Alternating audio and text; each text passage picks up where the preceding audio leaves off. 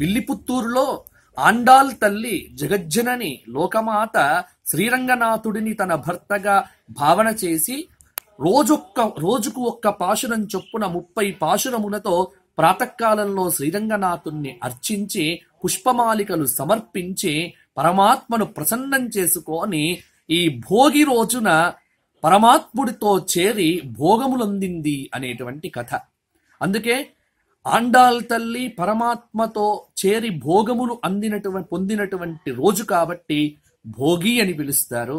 ఇక మన సంప్రదాయంలో ఏంటంటే భోగి మంటలు, చలికాలం మన ఇంట్లో ఉన్నటువంటి పనికిరాని వస్తువులన్నీ కూడా తీసేసి బయట పెట్టి ఆ భోగి మంటల పేరుతో మంటలేస్తూ ఉంటారు.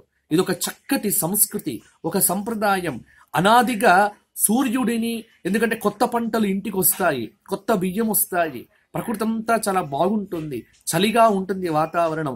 ఈ చలి వాతావరణంలో బంధుమిత్రులందరినీ కూడా పిలిపించుకొని పిండి వంటలు చేసి చక్కగా ఆ సూర్యుడి యొక్క గమనాన్ని చూస్తూ సూర్యకాంతిని, సూర్య కిరణములను పొందుతూ అనుభవంలో అందరితో కలిసి ఆనందాలు, భోగభాగ్యాలు పొందేటువంటి రోజు ఈ భోగి పండుగ.